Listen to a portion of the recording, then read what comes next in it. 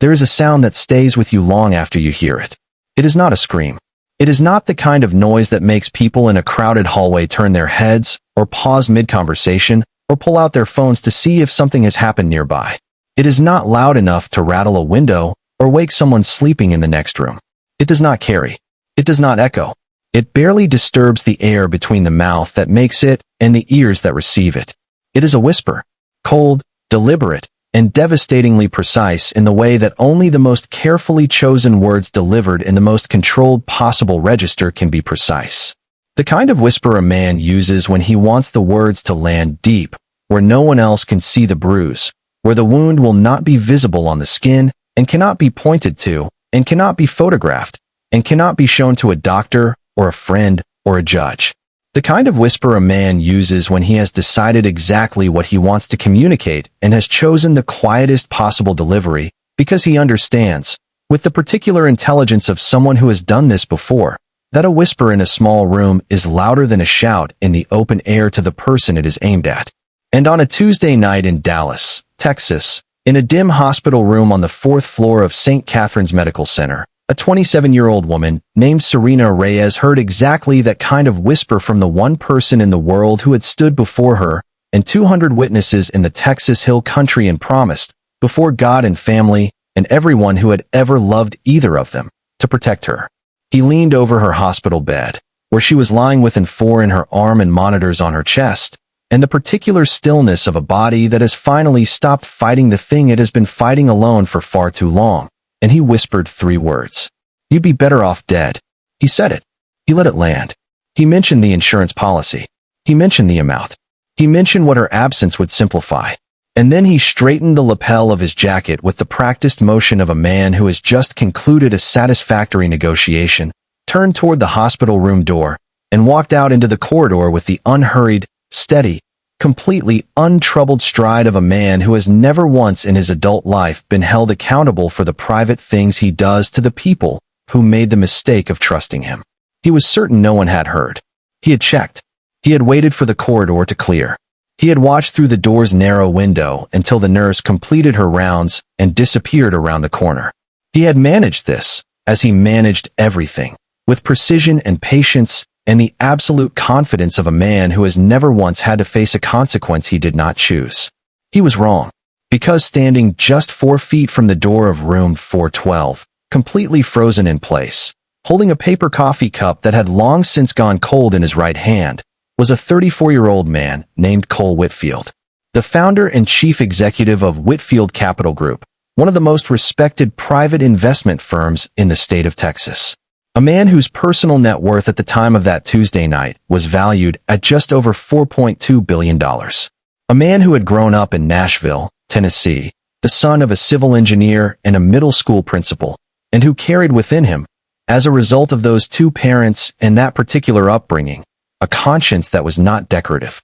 Cole Whitfield had heard every single word, and what he decided to do about what he heard, in the minutes and hours and days and months that followed that moment in that corridor, would change 3 lives so completely, so permanently, and so profoundly that none of them, not Serena, not Cole, and certainly not the man who said those words, would ever look the same again. Stay with me. I need you to stay with me all the way through this story, because this is not a simple story. It does not follow the shape that you are expecting. It is not a story about a rescue. It is not a story about a helpless woman and a powerful man who arrives to save her. It is something more complicated and more true and ultimately more powerful than that. It is a story about what happens when someone who was built, bone deep, from childhood, from the inside out, to survive and to create and to build things that matter, is almost destroyed by the one person she trusted most. And it is a story about what it looks like when she is not destroyed, when she comes back, when she does not just recover but arrives, for the first time, at the full height of everything she was always capable of. If you have ever loved someone who did not love you the way you deserve to be loved, if you have ever watched someone you care about slowly disappear inside a relationship that was taking everything from them piece by piece, while the world outside that relationship saw nothing wrong. If you have ever been told, by words or by actions or by the patient, systematic management of your own reality, that you were worth less than you knew yourself to be, then this story is for you. and I need you to stay all the way to the end. Because the ending is not what you are expecting. And it is better, so much better, than anything I could have invented. Before we go any further, drop a comment right now and tell us where in the world you are watching this from. We have viewers all across the United States and around the globe, and we genuinely love hearing from our community. And while you are down there, please hit that subscribe button and turn on the bell notification so you never miss any of our upcoming stories. We have videos coming that you are not going to want to miss. Now, let us go all the way back to the beginning of this story. Because to understand what happened in room 412 on that Tuesday night in Dallas, you first have to understand who Serena Reyes was before any of it. You have to understand where she came from, what she built, what she sacrificed, what she was made of, and what was taken from her. So quietly, so systematically, and over such a carefully managed period of time, that by the time she understood the full scope of what had been done, she was lying in a hospital bed being told by her own husband that she would be better off dead. Tonight we are following three people whose lives were entirely ordinary in all the ways that actually matter. Full of ambition and hope and complicated love, and the specific kind of uncertainty that all real human beings carry when they are building their lives and are not yet entirely sure how the story is going to go. Three people who had no particular reason to believe that their individual stories would ever intersect. And then one night collapsed all three of them into a single corridor in a Dallas hospital, and nothing was ordinary after that. The first person is Serena Reyes, 27 years old, fashion designer. Born on the east side of Austin, Texas, to a seamstress mother and a school bus driver father, which tells you everything about where she started and exactly nothing about where she was going, because where she was going had nothing to do with where she started and everything to do with who she was. The second is Calloway, 30 years old, real estate developer, Dallas-born, polished to a finish that had taken years of careful, deliberate practice to achieve, and that looked, to everyone who encountered it, entirely natural. The third is Whitfield, 34 years old, Nashville-raised, the son of a civil engineer and a middle school principal, which tells you everything you need to know about who he is, if you know how to read those two professions together. A man who builds things carefully. A man who believes that every person deserves to be seen accurately. A man who, when he heard something wrong in a hospital corridor on a Tuesday night, did not calculate the cost of staying before he decided whether to stay. There are 4 questions that are going to carry us through every minute of this story. I want to put them in front of you now, clearly, so that as we go deeper you understand exactly what we are building toward and exactly what we are going to answer before we are done. The first question is this. How does a woman as talented, as perceptive, as fundamentally and demonstrably strong as Serena Reyes end up in a hospital bed, financially hollowed out, creatively silenced, and married to a man who would stand over her in her most vulnerable moment and suggest that her death would be a convenience? That question does not have a simple answer. It does not have an answer that fits in a sentence or a paragraph. It has an answer that takes 2 years to build, and understanding it requires us to look at things clearly and without the comfort of easy explanations. The second question is this. What exactly had Calloway been building in the years of their marriage, and how deep did it actually go? Because what Whitfield uncovered in the 48 hours after he left that hospital corridor was not the story of a troubled man in a troubled marriage. It was something far more organized, far more calculated, and far more chilling than that. The third question is this. What did Whitfield decide to do with what he heard, and what was he willing to commit, financially, professionally, personally, and emotionally, to doing it? And the fourth question, the one that is going to stay in your chest long after this video is over, is this. What does it look like when a woman who was told she would be better off dead decides instead to become the most fully realized, most powerful, most completely alive version of herself that has ever existed? Keep watching. Every single one of those questions is going to be answered completely. Serena Reyes grew up on the east side of Austin, Texas, in a brick house on a street lined with live oak trees that held their leaves through winter and filled out again every spring with a reliability that Serena found deeply comforting as a small child, in the way that children find comfort in the things that keep returning. She was the youngest of 3 children born to Rosa and Marcus Reyes, and the household they kept was the kind that people who grow up in it describe, when they are adults and have enough distance to see it clearly, as rich in the ways that compound over time, and poor in the ways that do not. Rosa Reyes was a seamstress.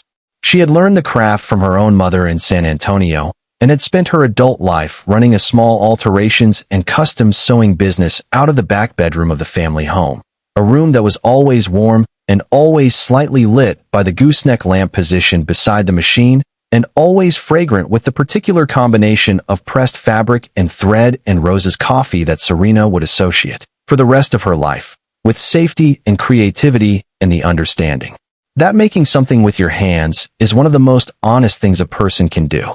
Rosa's clients were not wealthy. They were the neighbors who needed a dress taken in, the woman down the street who had found her mother's wedding gown in a cedar chest and wanted it restored, the young man who had bought a second-hand suit for his first job interview and needed it to fit like it had been made for him. Rosa treated every single one of these commissions with the same precise, patient attention, and she charged for her work what her work was worth, and she taught her children by example and by direct instruction that there is no version of good work that is beneath your full effort. Marcus Reyes drove a school bus for the Austin Independent School District for 22 years. He drove the same route for most of those years. He knew the names of every child on that bus and the names of their siblings, and in many cases the names of their pets, because Marcus was the kind of man who paid attention to people as a matter of basic courtesy rather than strategy. He showed up every single day. He was never late. He complained about the traffic, occasionally, to Rosa, when the children were in bed, but never in front of the children and never in a way that suggested he believed the difficulty of the work was a reason to do it less well. He was not a man of large gestures or dramatic statements. He was a man of consistent behavior, and the consistency of his behavior was so complete and so unwavering over so many years that it became, for his youngest daughter, the foundational definition of what it meant to be trustworthy. Serena would say later, as an adult, that the most important thing her father ever taught her was not something he said. It was the fact that every morning, without fail, he got up and he did what he said he was going to do. She would also say, much later, that the reason she missed the warning signs with Derek for as long as she did was partly because Derek had studied her well enough to know that consistency was the language of trustworthiness to her, and had performed it flawlessly until the performance was no longer necessary. From the time Serena was 5 years old and old enough to sit beside her mother at the sewing machine without being a physical hazard to the fabric, she was transfixed. Not primarily by the finished garments, though she loved those too, but by the process itself. By the way a flat, unresponsive piece of fabric could be cut and marked and fed through the machine and coaxed, stitch by careful stitch, into a three-dimensional living thing that moved with the human body and changed the way that body occupied space in the world. She understood something at 5 years old that she would not have the language for until she was in her 20s, sitting in a university seminar on the cultural history of fashion design, and heard a professor describe clothing as the most intimate form of architecture. She understood that what her mother was doing at that machine was not just technical work. It was translation. The translation of one thing into another thing. The transformation of possibility into reality, of flat into dimensional, of anonymous into specific. By the time Serena was 9, she was sketching clothing designs in the margins of her school notebooks with a level of precision and compositional intelligence that made more than one teacher stop at her desk during free work periods and look for longer than they intended to. By 12, she could construct a finished garment without supervision. By 14, she was charging the families on her street for alterations work and banking every dollar she earned in a shoebox under her bed with the financial discipline of someone who has a specific destination in mind and is not willing to spend the money that is supposed to get her there on anything that is not the journey. She entered regional design competitions throughout high school and placed in every single one she entered. Not always first, but always placed. She built a portfolio over those 4 years that was specific and coherent and visually distinctive in a way that should not have been possible from someone who had not yet had a single day of formal design instruction. Her art teacher, a woman named Mrs. Okafor who had been teaching at Jefferson High School for 18 years and who had seen a great many talented students come through her classroom and had learned to distinguish genuine creative intelligence from the performance of it, wrote in her college recommendation letter that Serena's portfolio was the most emotionally coherent student work she had encountered in her career. Not the most technically accomplished, though the technical work was strong. The most emotionally coherent. Every piece tells you something specific and true about the person who made it, Mrs. Okafor wrote. That is not a skill that can be taught. It is a quality that either lives in someone or it does not. It lives completely in Serena Reyes. Serena graduated from Jefferson High School as the first member of her immediate family to be accepted to a 4-year university. She attended the University of Texas at Austin on a partial academic scholarship that covered tuition, but not housing and not materials, and not the 100 other costs that accumulate around a college education when no one in your family has a savings account with your name on it. She held 3 part-time jobs simultaneously throughout her 4 years. A seamstress assistant on Saturdays at a small bridal shop in South Austin, a work-study position in the university's costume department that paid $8 an hour and gave her access to the department's equipment on evenings and weekends. And during her junior year, a summer internship at a mid-sized fashion label in Houston that did not pay particularly well, but gave her the first real experience of what the professional side of the industry felt like from inside the room.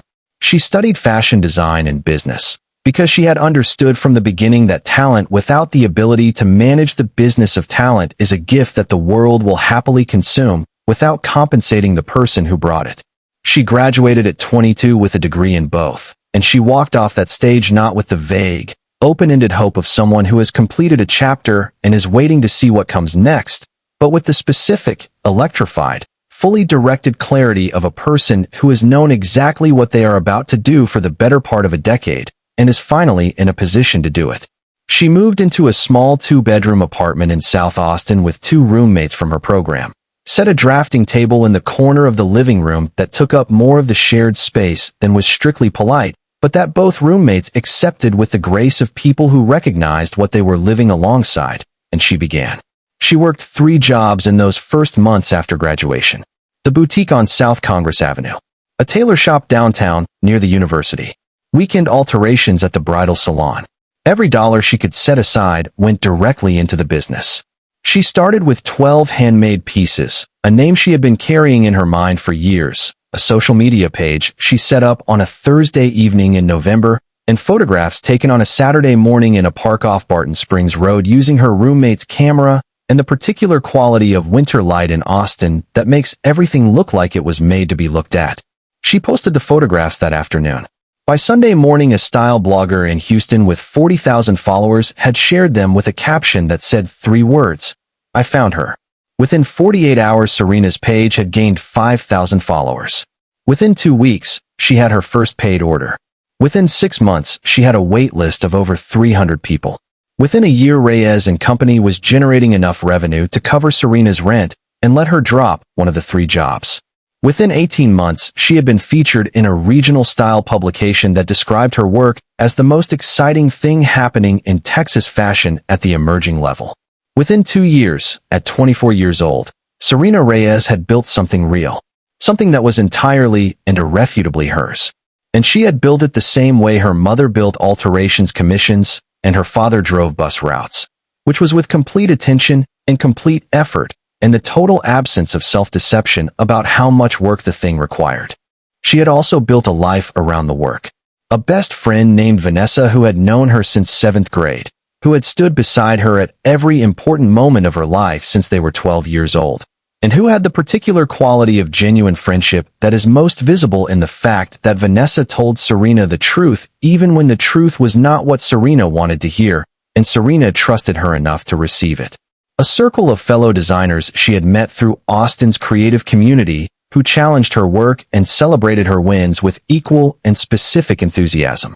And a mentor named Patricia, a 30-year veteran of the fashion buying industry who had spotted Serena's work at a local designer showcase, walked directly across the room to introduce herself and offered to guide Serena with the uncomplicated generosity of someone who has been in the industry long enough to develop a genuine allergy to watching talent go to waste. Life at 24 felt like it was opening in every direction simultaneously. Like every investment of effort and discipline and sacrifice and late nights and early mornings was beginning to compound in the way that the best investments do, slowly and then suddenly, into something that justified all of it. And it was right up until a Thursday evening in April, at a charity fundraiser for a children's literacy nonprofit in a rented event space in downtown Austin, when a man named Derek Calloway walked across a room with the measured confidence of someone who always knows exactly where he is going, stopped in front of Serena, and told her she was the most interesting woman he had ever seen in his life. Here is what you need to understand about Derek Calloway, and I want you to hold this understanding carefully as we move through the rest of this story, because the story only makes full sense if you see him as he actually was rather than as the simplified version that is easier to process. Derek Calloway was not the obvious bad guy. He was not the man in the room that everyone looked at and thought, there is someone to be careful around. He was, in fact, so thoroughly the opposite of that man that the people who knew him best would spend months after the truth emerged sitting with a kind of cognitive dissonance that felt physically uncomfortable, trying to reconcile the person they had known with the person the evidence described. He was 30 years old when he met Serena. He was the founder and managing director of Calloway Group, a real estate development company that had grown from a two-person operation in a shared office space in uptown Dallas to a company with operations in 4 Texas cities and a portfolio of residential and mixed-use projects that had earned genuine praise in the industry for their design quality and their attention to the neighborhoods they were entering. He was not a developer who built cheap and sold fast. He was a developer who, at least on the surface and in the public record, built things that lasted and treated the communities around them with something that looked like respect. He drove a dark gray Range Rover that was expensive without announcing itself as expensive, which is a more sophisticated signal than the conspicuous alternative and one that requires a higher degree of social intelligence to deploy correctly. He dressed with the careful, understated precision of a man who understands that clothes are communication and has decided to communicate taste rather than wealth, which is a more powerful message in the rooms he moved through. He had a smile that was warm without being performative, interested without being intrusive, confident without tipping into the kind of confidence that makes people feel that the conversation is primarily about the other person's ego. He sent handwritten notes on heavy cardstock after meetings and dinners.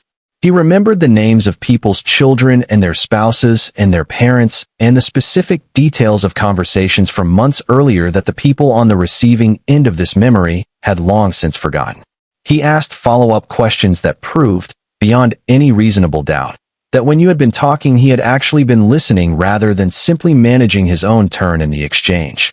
He volunteered twice a month at a youth mentoring organization in South Dallas, a fact that almost never came up when he described himself, but that reliably appeared when other people described him.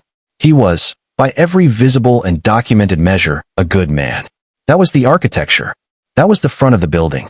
What was behind it was something else entirely, and it had been there the whole time, and not a single person who attended that hill country wedding and wept at the beauty of it had seen it coming.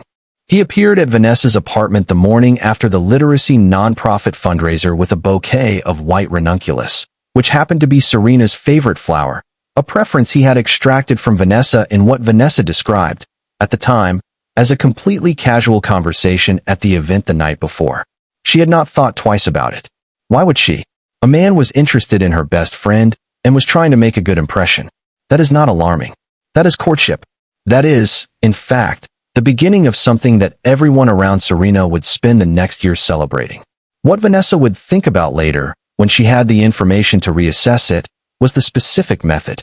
The way Derek had navigated that conversation with her, drawing out the preference without appearing to draw it out, extracting the information while performing something that felt entirely like getting to know you small talk. He had not asked directly, "What are Serena's favorite flowers?" He had maneuvered to the answer through 3 or 4 conversational turns that felt natural and spontaneous, and were neither. That, Vanessa would say later, should have told her something. But it did not tell her anything, at the time, because it did not feel like anything at the time. It felt like a man putting in effort. Serena laughed when she saw the flowers. She told him it was too much. He said it was barely enough, and that he had been thinking about the conversation they had had the previous evening, and wanted to continue it, and would she have dinner with him that week? She said yes. They had dinner that week, and the week after that, and the week after that. And what distinguished Derek's courtship of Serena from every other courtship she had experienced was not the gestures, though the gestures were good. It was the consistency of his attention and the specificity of his interest. He came to her studio and asked to see the work.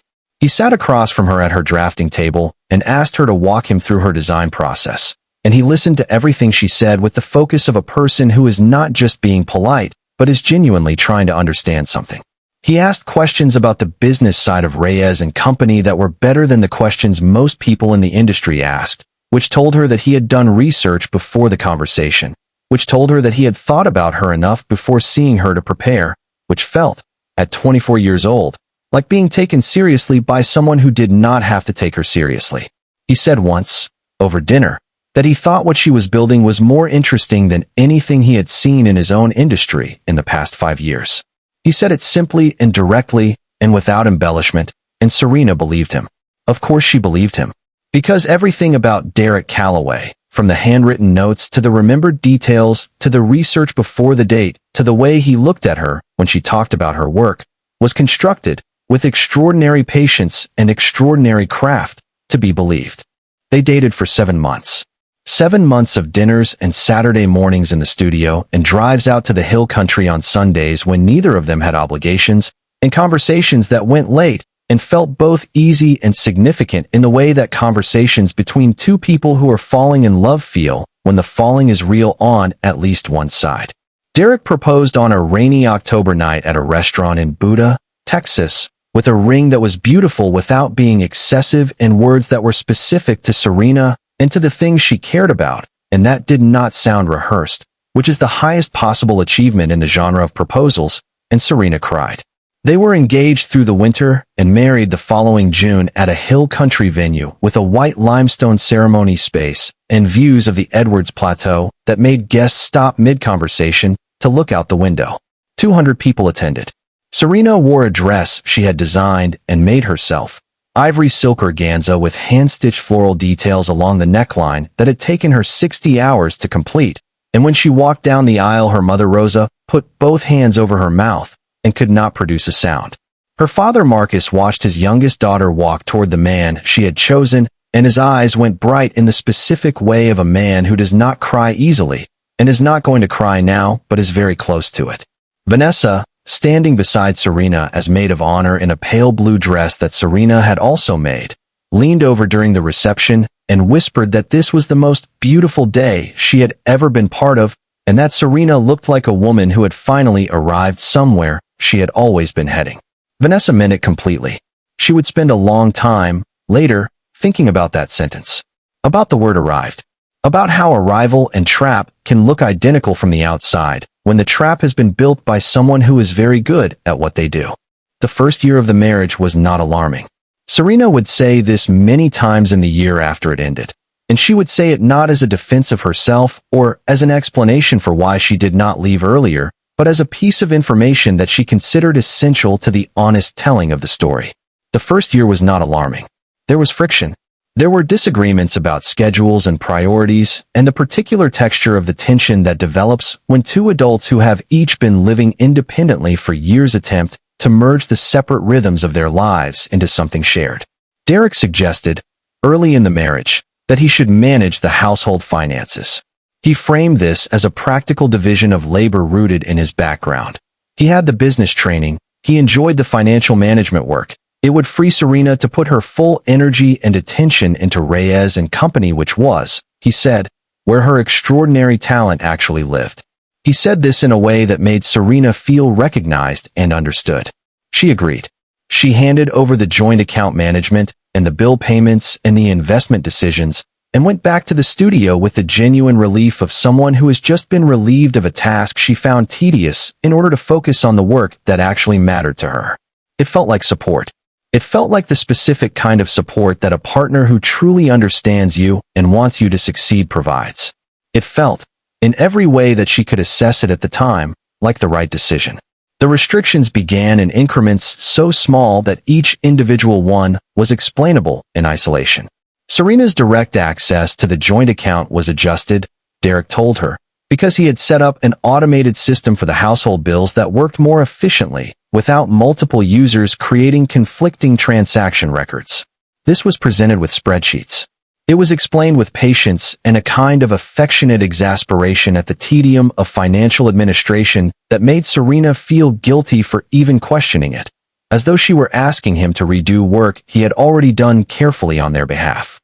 When she needed money for studio supplies or fabric orders, she asked Derek, and Derek would usually approve the request, but would take a day or sometimes two to transfer the funds, and occasionally would ask questions about the specific supplies and whether they were genuinely necessary at this stage of the project. And the questions were always reasonable enough on their surface that Serena found herself answering them fully and justifying her own professional decisions to her own husband about her own work, and not quite registering, in the moment, that this was not a thing that should be happening. Her meetings with Patricia became harder to keep, not because Derek forbade them. He never forbade anything directly. What he did was forget to mention, until the morning of the meeting, that he had made social plans for them that evening that he had been sure he had told her about, and was genuinely surprised she did not remember. The plans were always pleasant, and always involved people who mattered to Derek's professional or social world, which meant that canceling felt like a small act of hostility towards something he cared about rather than a simple scheduling conflict. Serena rescheduled with Patricia, and then rescheduled again, and then began, without consciously deciding to, calling less frequently and meeting less often because the logistical friction of keeping the relationship active had become greater than her diminished energy could sustain.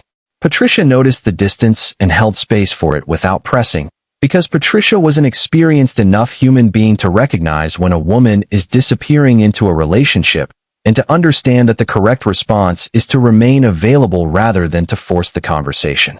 She waited. She would wait for a long time. When Serena finally called, Patricia would be ready. The phone calls from Vanessa began to decrease too, but Serena did not discover the full reason for this until later. What she noticed at the time was that Vanessa seemed to be reaching out less, that the rhythm of their friendship had become quieter, that some of the spontaneity of it had gone out of it. She attributed this to the natural evolution of two people in their mid-20s whose lives were moving in different directions at different speeds, which is something that happens to friendships and is normal and is not a signal that anything is wrong. She did not know that on more than one occasion, when she had been in the shower or in the studio or asleep, Derek had answered her phone and told the caller she was unavailable or not feeling well, or had specifically said she was not interested in that particular plan. She did not know this for over a year. When she found out, she would not be able to identify the exact moment she had stopped being surprised by the things Derek had done and started simply adding them to the list. The dynamic that was emerging in the Calloway household over those months had a clinical name, though Serena did not have the language for it at the time and would not fully have it until she began working with a therapist in the months after her discharge from St. Catherine's. The name is coercive control, and it describes a pattern of behavior that uses a combination of isolation, financial restriction, emotional manipulation, and the systematic undermining of a person's confidence in their own perception to establish and maintain dominance over that person without ever needing to raise a hand or raise a voice.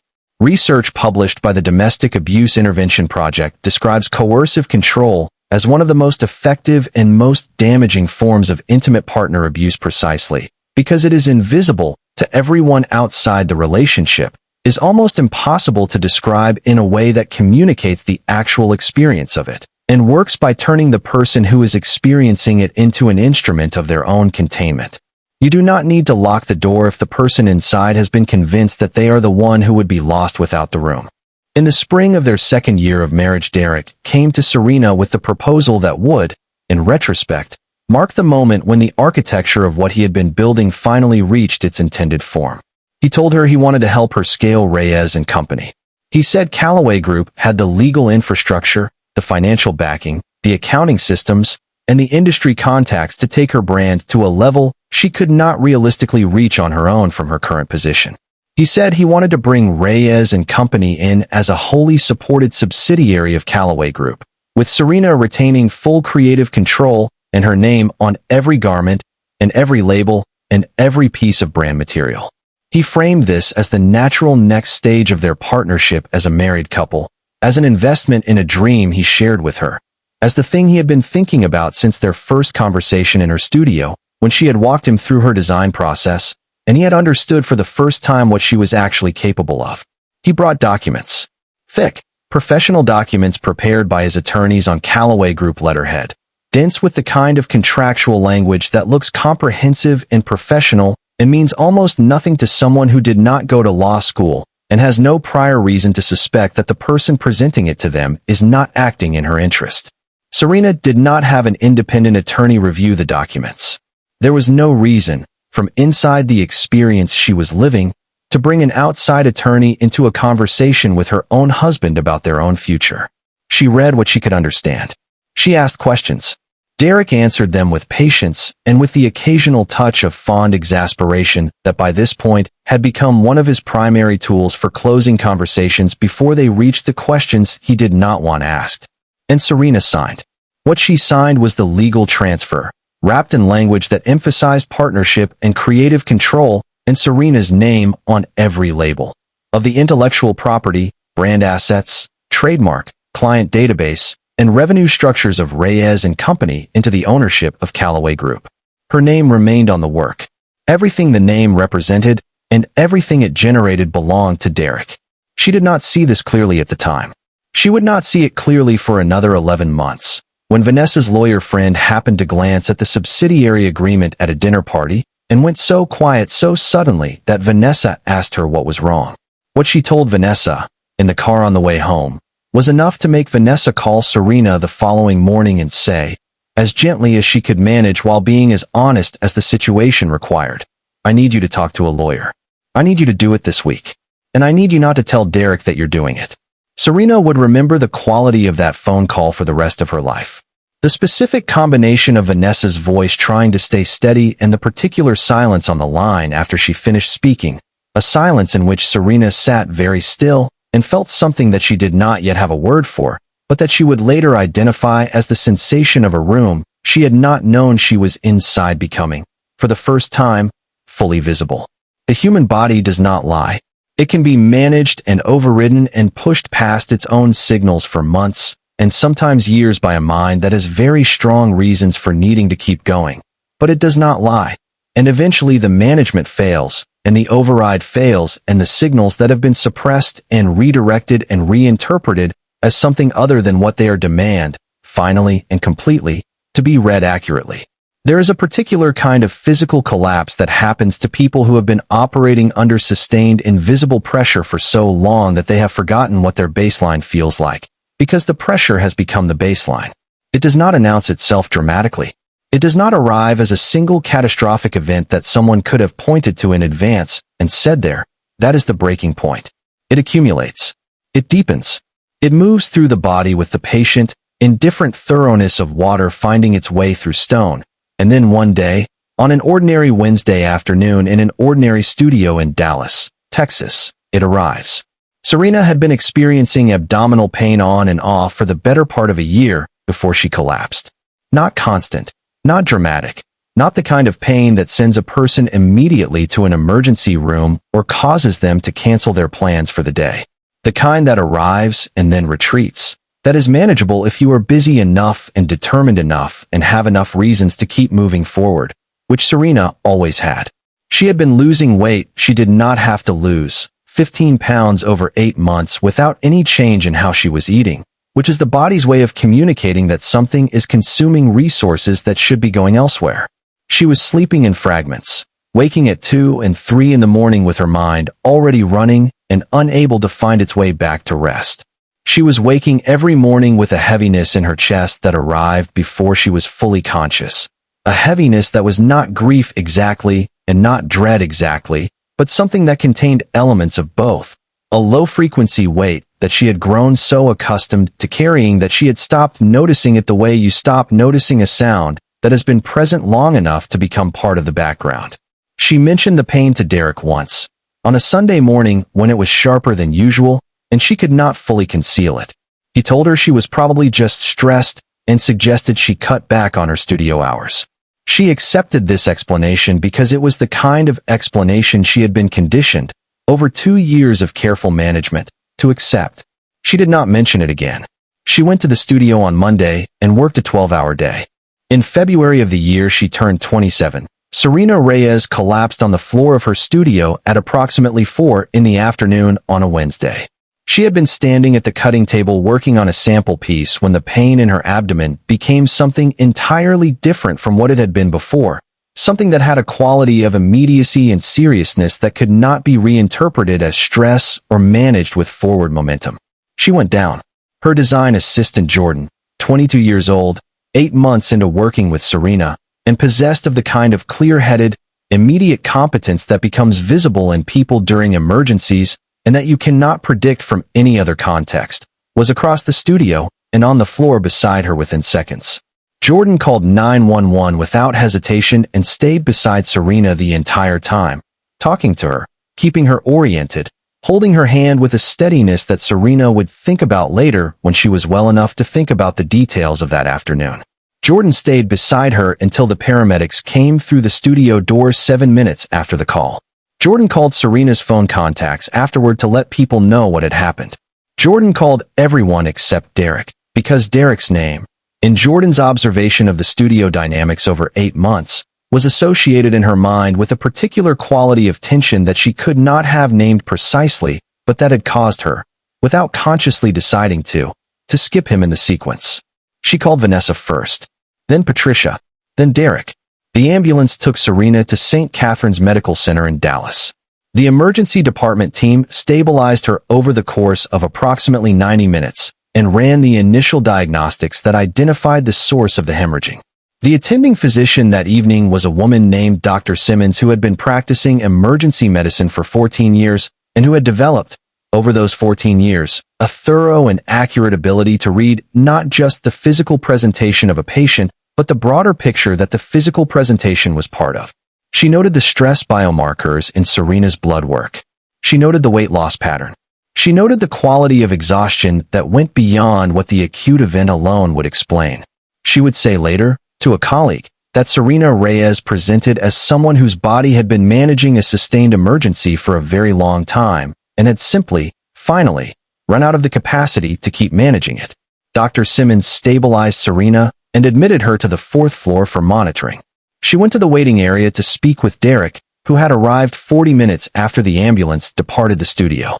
She told him his wife was critical, but expected to make a full recovery with rest and time and the reduction of whatever stressors had been producing the physiological markers she had observed.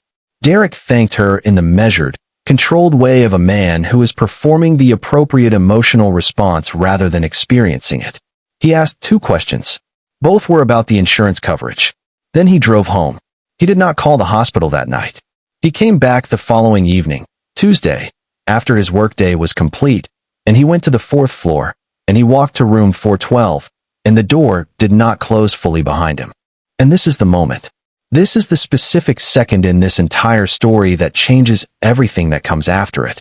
Because in the corridor outside room 412, at 11:47 on a Tuesday night, a man named Cole Whitfield was walking back from the vending machine with a paper coffee cup in his right hand, and the door to room 412 was open exactly 4 inches, and what came through those 4 inches was a voice.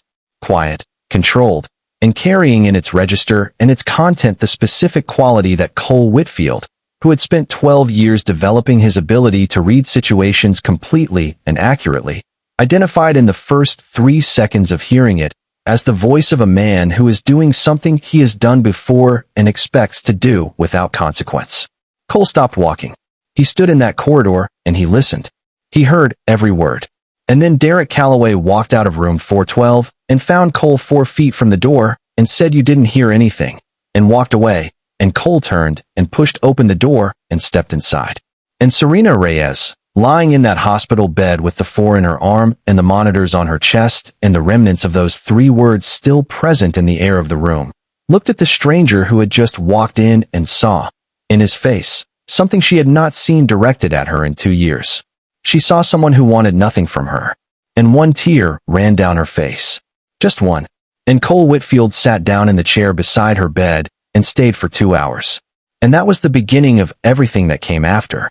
Cole Whitfield grew up in the Germantown neighborhood of Nashville, Tennessee, in a house that his parents had bought the year before he was born and in which they raised 3 children with the particular combination of high standards and genuine warmth that produces adults who are both capable and decent, which is rarer than it sounds.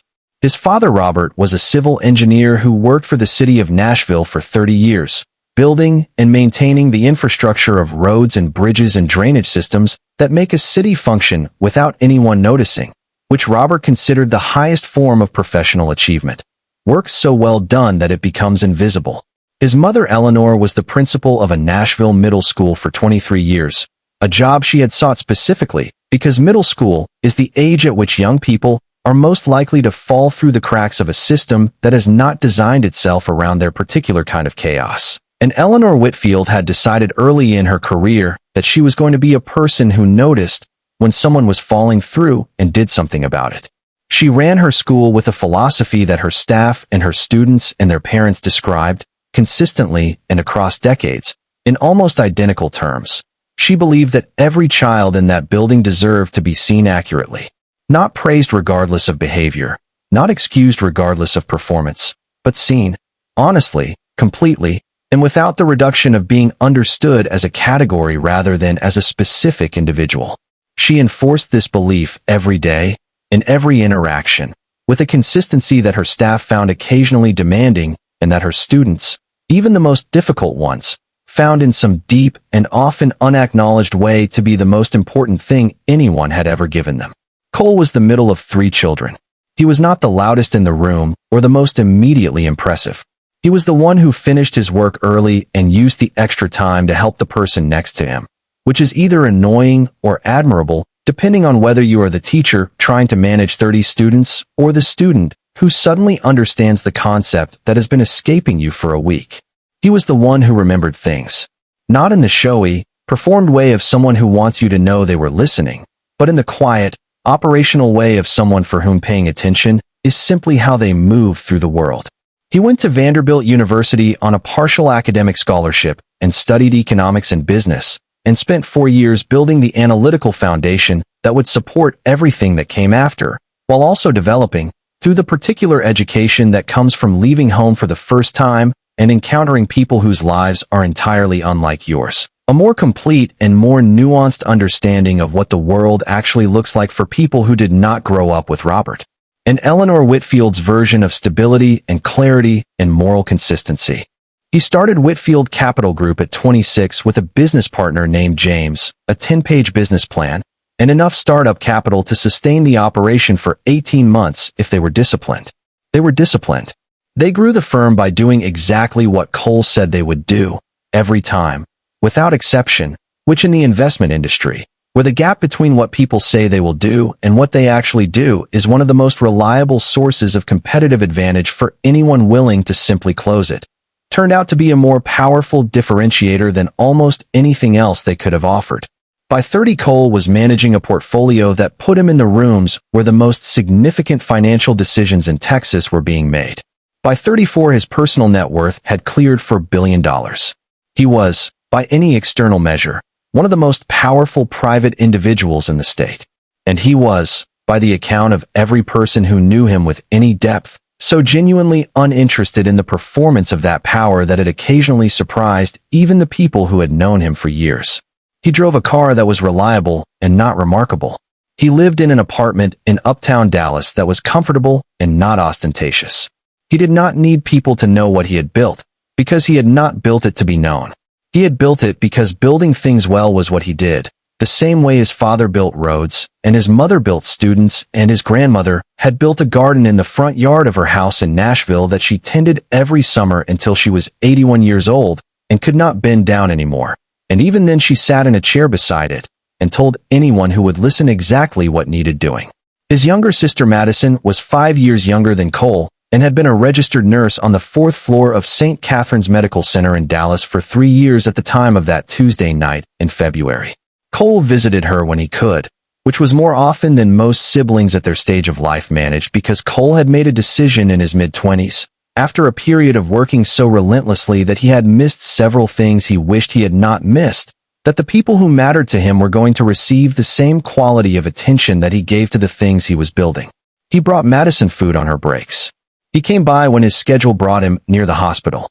He showed up without announcing it as a significant thing, because in Cole Whitfield's operational definition of care, showing up was the baseline, not the achievement.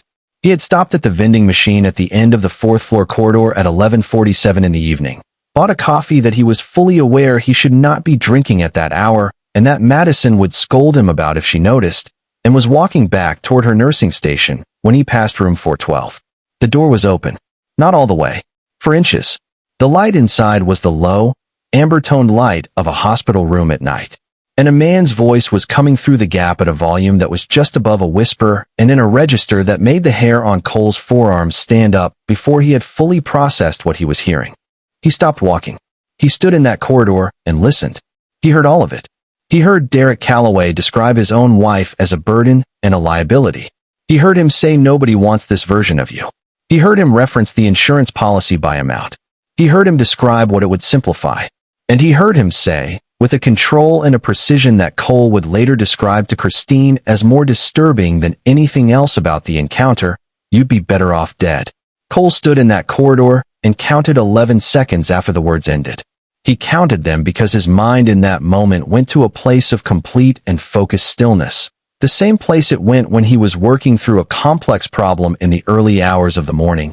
And in that stillness, he counted the seconds almost automatically, the way you might notice your own heartbeat when everything else goes quiet. When Derek walked out of room 412 and found Cole 4 feet from the door, Derek performed a rapid assessment.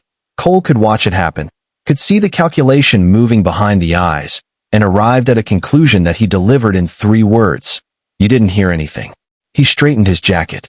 He walked away without looking back. His footsteps were steady and unhurried. Cole watched him go. Then he turned, pushed open the door of room 412, and stepped inside. He did not know yet what he was going to do. He knew he was not going to leave. Her eyes were partially open. Not asleep. Not fully awake. Somewhere in the specific intermediate state that the body produces when it has been through enough that full wakefulness requires more energy than it currently has available. She registered Cole's entrance. He watched her register it, watched the slight shift in her expression that indicated she was aware of a new presence in the room, and was running the assessment that people who have been living in a managed and controlled environment run automatically and without choice every time a new variable enters their space. Who is this? What do they want? What is the correct response? What is the cost of the wrong one? Cole crossed the room and sat down in the chair beside her bed. He did not stand over her.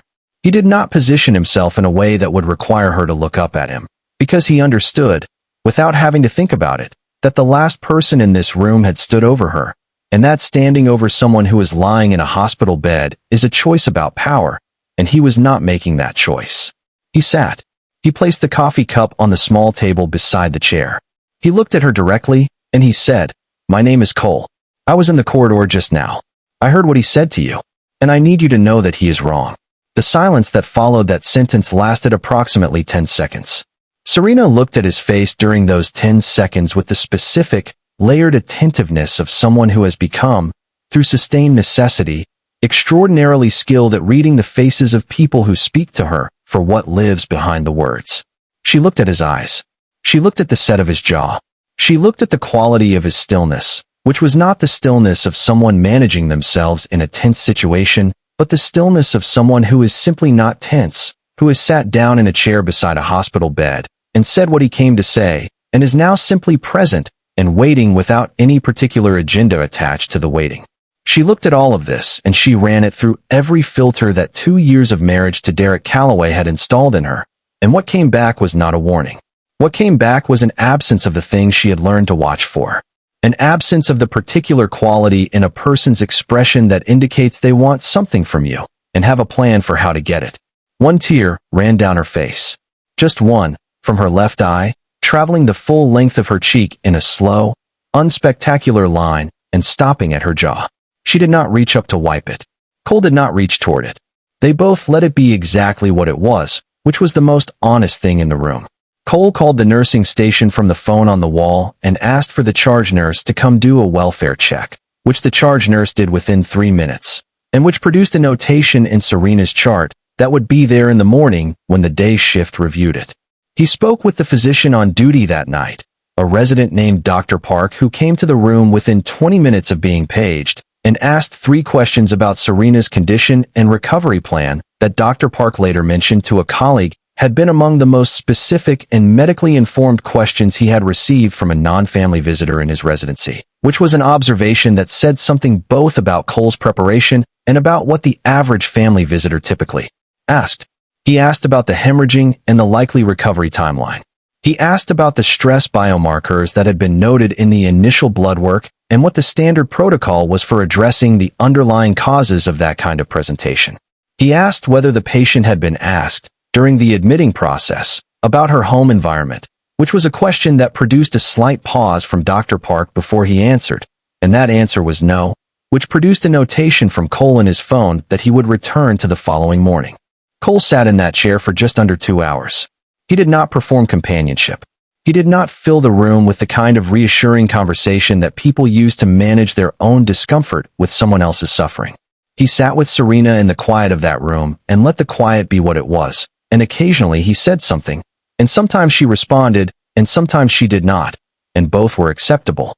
He told her once, somewhere in the second hour, that she did not have to say anything or do anything or make any decisions tonight, that she could just rest, that the rest of it would still be there when she was ready for it. She did not respond to that, but something in her face changed when he said it, some quality of the held tension that had been present since he walked in eased slightly, and he noted that, and stayed a little longer.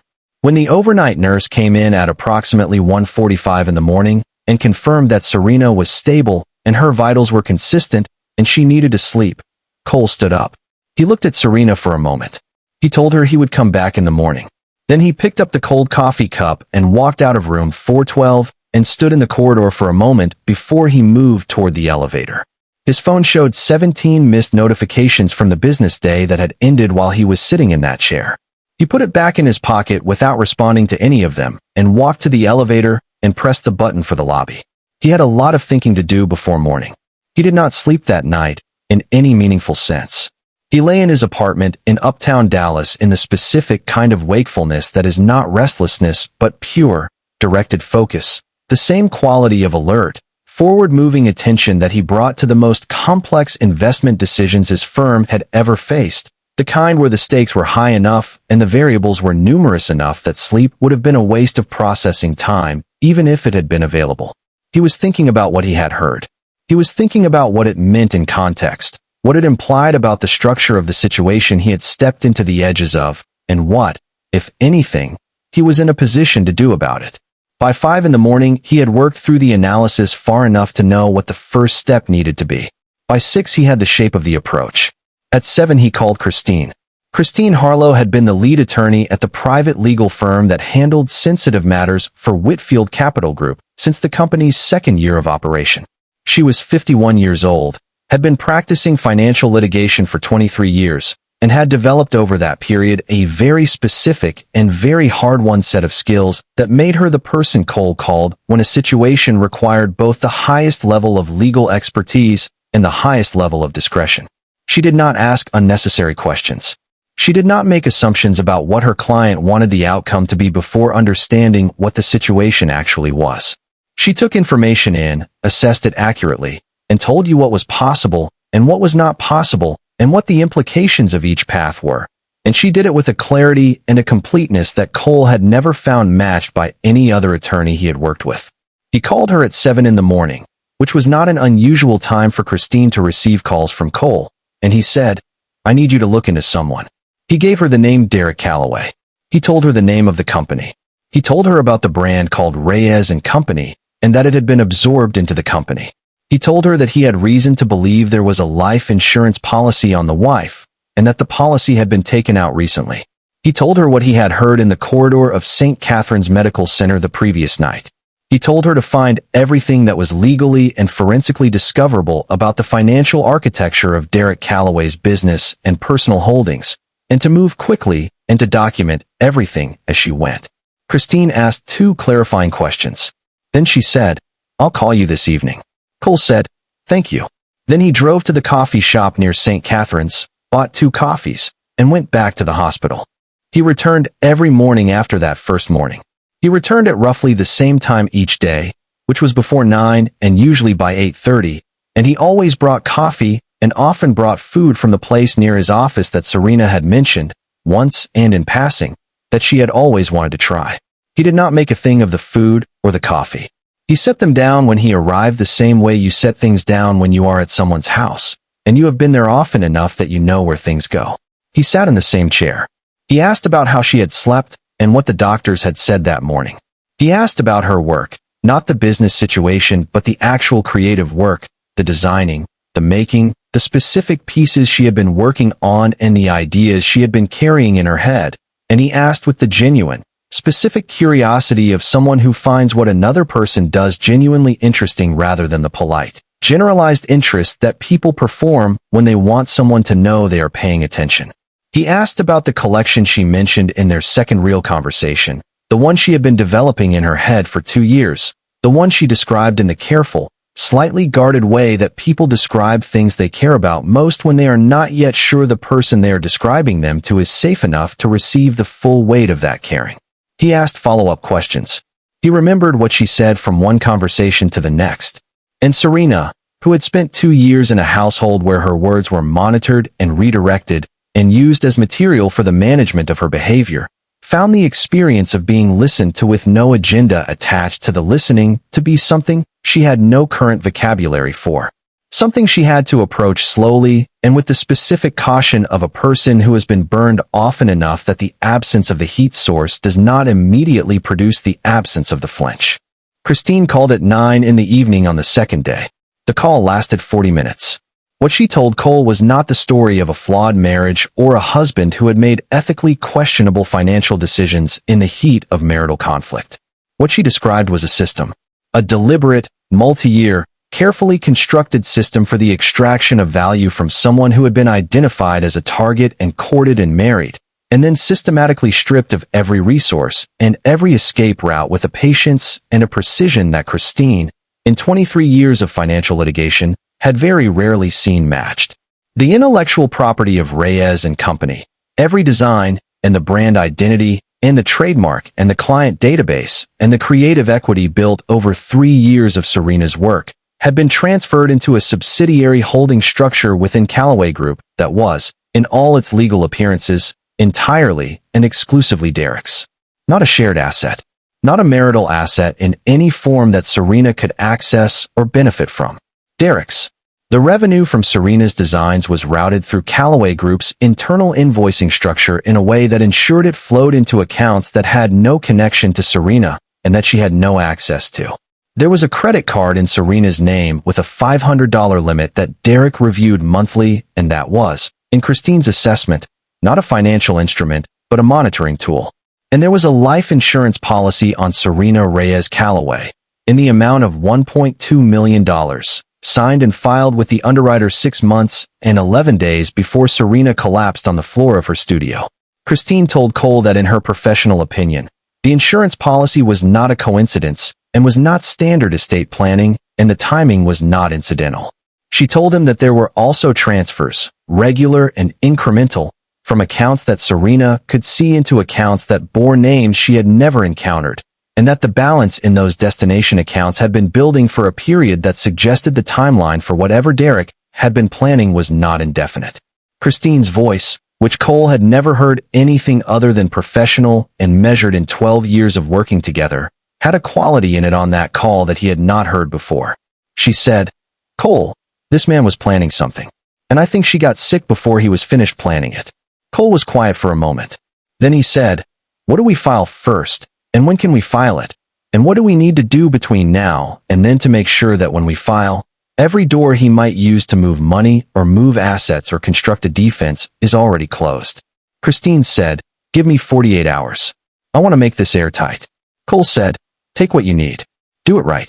Then he put down the phone and sat for a long time in his apartment looking at nothing in particular, thinking about a woman in a hospital bed and a man who had stood over her and told her she would be better off dead, and thinking about the specific and complete and utterly merciless way in which he intended to ensure that Derek Calloway understood, before this was over, exactly how wrong he had been about that. He did not tell Serena what Christine had found during the days that followed. Not yet. He made this decision carefully, and he maintained it with the same discipline he brought to every difficult decision, which was to keep asking himself what the right thing was rather than what the convenient thing was, or what the thing was that would make his own discomfort easier to manage. Serena was still in a hospital bed. She was still in the early stages of a physical recovery that the doctors were monitoring carefully. She was dealing with the reality of her discharge approaching without any plan for where she was going or what she had access to, or whether the person who was supposed to be her primary support in the world was actually a threat. She did not need, in addition to all of that, to be told the full forensic dimensions of the catastrophe that had been constructed around her life. What she needed was safety and rest, and the daily, undramatic, completely reliable evidence that there was at least one person operating entirely in her interest without attaching a cost to it. That, Cole could provide. And he provided it every morning at 8:30 with coffee, and the same chair, and the same quality of attention, and the same complete absence of agenda that Serena had been slowly, carefully, with the understandable caution of someone who has learned the hard way what agenda can look like when it is wearing the face of care, learning to trust. On the morning of Serena's discharge, Derek sent a text at 9:14 that said, "Got held up, take a cab." No explanation. No call. No expression of the relief that a person who loved their spouse would naturally feel at the prospect of that spouse being released from the hospital after a life-threatening event. Serena sat on the edge of her hospital bed with the discharge papers in her lap and that text on her screen, and she looked at the situation without the filter she had been maintaining. No optimism applied over the surface of the evidence. No architecture of excuse. No residual hope. She looked at it directly, and she saw it for what it was, completely, and without remainder. Then her phone rang. Cole said, "I'm outside." I figured he wouldn't come. She picked up her bag and walked out of St. Catherine's Medical Center into a cold, clear February morning that felt, in a way she could not yet fully name, different from the mornings she had been waking into for the past 2 years. Cole had arranged temporary housing in a fully furnished private residence in the Oak Lawn neighborhood of Dallas, owned by one of Whitfield Capital Group's investment properties. Clean and light-filled and entirely absent of the specific atmospheric weight that the apartment she shared with Derek had accumulated. He drove her there, showed her around, left food in the refrigerator, and told her there was no obligation attached to any of it, and no timeline and no expectation, and that whatever she decided to do next, his only goal was that it be the decision she wanted to make. Serena looked at him for a long moment and asked why he was doing this. Cole thought about it and said, "Because I was in the right hallway at the right time. And because some things are simply not acceptable." He left. Serena stood in that quiet apartment for 5 full minutes without moving, simply breathing in the specific quality of air in a space where no one was managing her. Christine filed the 3 simultaneous legal actions 3 weeks after the discharge. The forensic financial investigation into Calloway Group. The intellectual property theft complaint regarding Reyes and Company.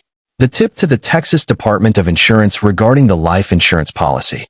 3 filings, coordinated to land at the same moment, so Derek had no window between the first notification and the others in which to shift assets or construct a counter-narrative. By the end of that week, Calloway Group's operating accounts were frozen. Derek called Serena 4 times. He sent text messages that moved from apology to threat within 24 hours. Every call was logged. Every text was screenshotted and forwarded to Christine. Every attempt Derek made to manage the situation through the tools that had always worked for him before became, in Christine's files, additional documentation of the pattern she was building a case around. Cole, when Serena told him about the messages, said simply, "Document everything. That is how this is won." He was right. Because Derek Calloway had constructed his entire system on the assumption that the people he exploited would never have access to the kind of legal and financial resources that could expose what he had done. He had not planned for Cole Whitfield. He had not planned for Christine. He had not planned for the specific and irrefutable clarity of his own meticulously kept records turned against him by people who knew exactly what they were looking at. As the investigation deepened, it expanded. A former business partner named Thomas described a contractual structure nearly identical to the Reyes and Company arrangement that had resulted in his company assets being absorbed into Calloway Group. Former employees described patterns of financial maneuvering and deliberate information asymmetry that they had been unable to challenge at the time. The shell accounts in Calloway Group's holding structure contained funds from multiple sources over a period that predated Derek's marriage to Serena by more than 3 years. Derek Calloway was not a man who had made a mistake within a marriage. He was a man who had been operating a system. And the system was now completely visible and completely documented and in the hands of people who had both the skill and the commitment to take it all the way. Here is the part of this story that I want you to hold on to most carefully, because it is the part that gets left out of the version people tell each other, and it is the part that is most true. While Derek Calloway's carefully constructed world was coming apart in conference rooms and courtrooms and the offices of forensic accountants, something else entirely was happening in a quiet apartment in Oak Lawn, Dallas. Something that no legal filing produced and no billionaire's resources provided and no intervention of any kind created. Something that came from inside Serena Reyes alone, from whatever it is that lives at the center of a person that cannot be transferred or absorbed or taken through a subsidiary contract or whispered away in a hospital room on a Tuesday night. Serena was drawing again. She had asked Cole, in their second week of daily conversations in the Oak Lawn apartment, almost as a casual observation rather than a request, whether there happened to be a drafting table anywhere in the place. She had not expected there to be one. There was. Cole had installed it without mentioning it, and without making it into a gesture that required acknowledgement or gratitude. It was simply there, positioned near the window in the second bedroom with a set of drawing supplies on the surface, the way a glass of water is on a nightstand when someone who loves you has thought about the fact that you will eventually be thirsty and has done something about it without needing to tell you they did it. Serena stood in the doorway of that room for a long moment the first time she saw it. Then she walked in and sat down and picked up a pencil. She did not stand up for 4 hours. When she finally pushed back from the table and looked at what the 4 hours had produced, she felt something happen in the center of her chest that she did not have a precise word for in that moment, but that she would describe, later, as the sound of a lock opening from the inside. The work was not polished. It was raw and fast and kinetic in the way of first drafts that are being made by someone whose hand is moving faster than their conscious mind can manage, which is when the work is most true. The designs were hers. Completely, unmistakably, irreducibly hers. The specific visual language that she had developed over years of making things, the particular way her eye moved between structure and softness, the compositional instinct that Mrs. Okafor had identified 20 years before as something that could not be taught, all of it present and intact, and, she realized with a completeness that made her sit for a long time after the pencil went down, untouched. 2 years of systematic dismantling. 2 years of financial control and social isolation and the patient, daily management of her perception of her own reality. And the thing at the center of her, the specific and irreplaceable thing that made her Serena Reyes, had survived it entirely. It had gone quiet. It had waited.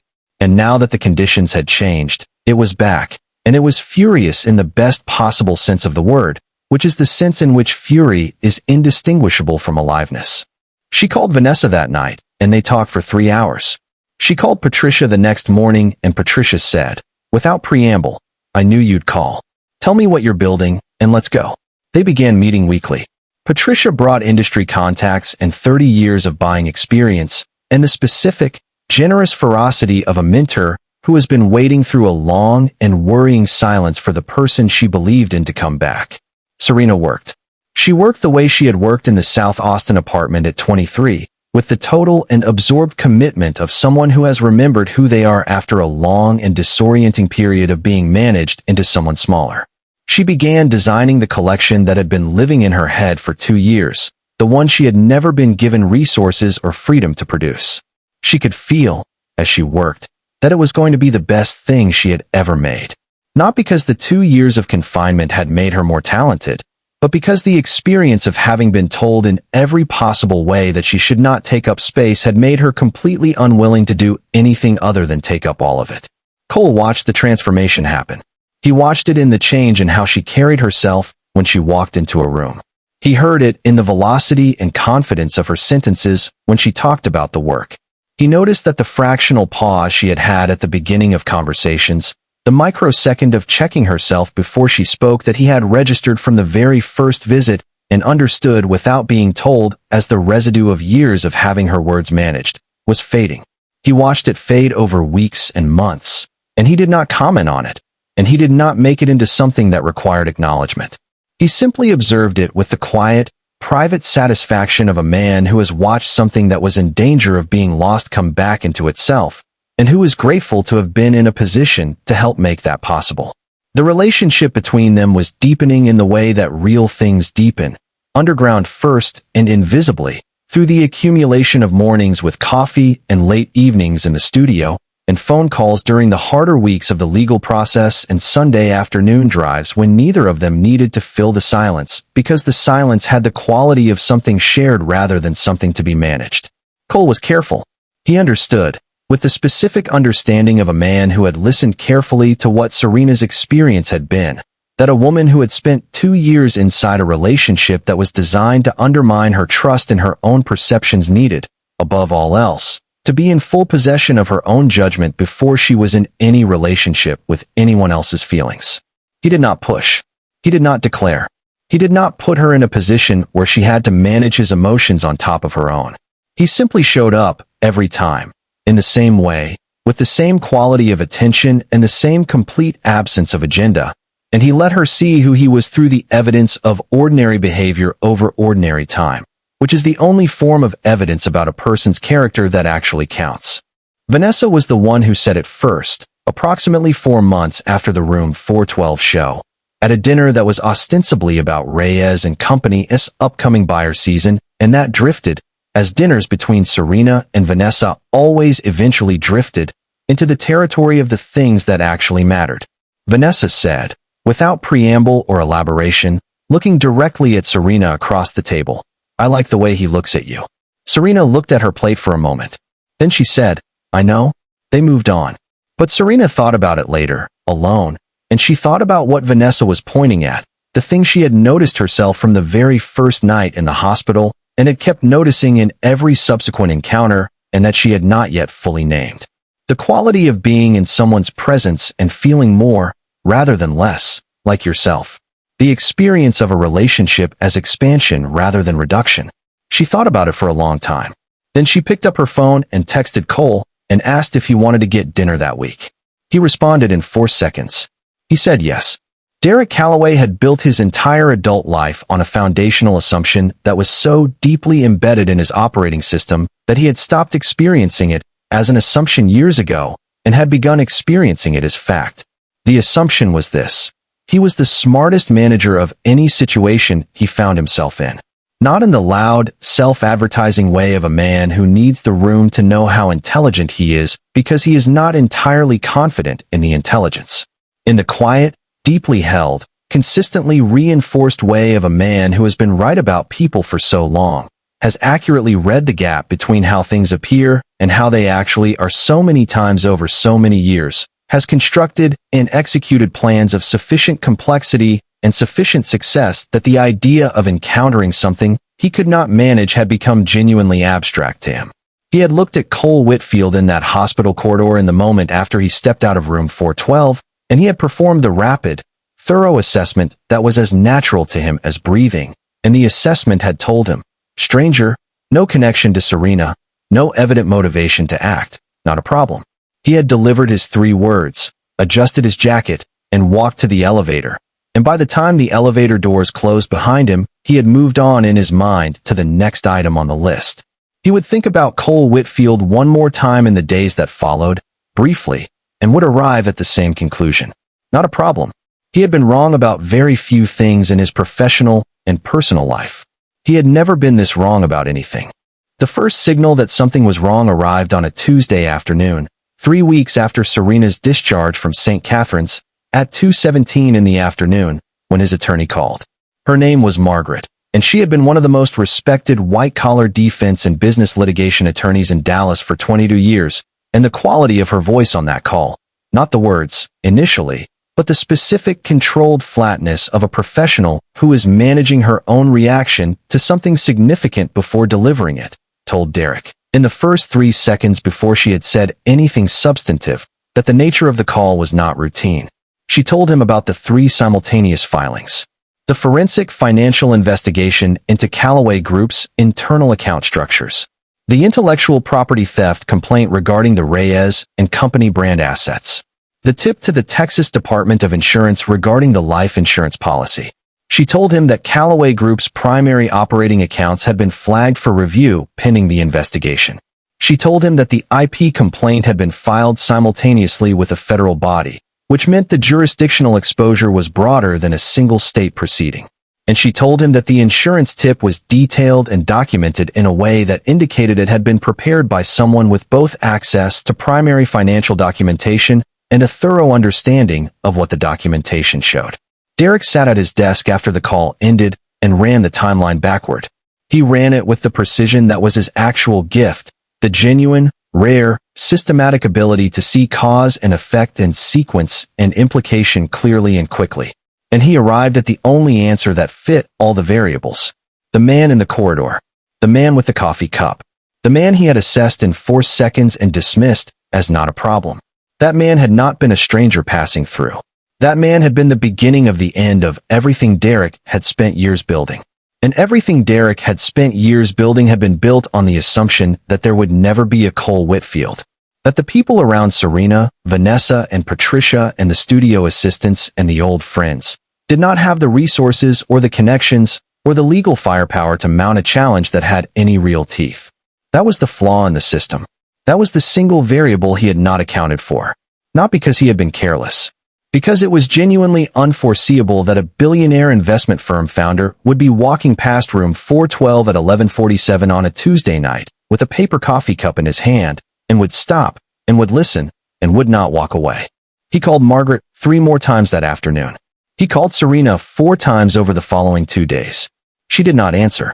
He sent text messages, and the messages began in the register of apology, the controlled, measured apology of a man who has deployed apology as a tool many times before and knows exactly how to calibrate it for maximum effect.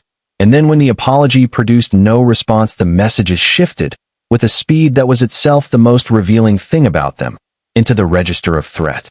The shift happened within 24 hours.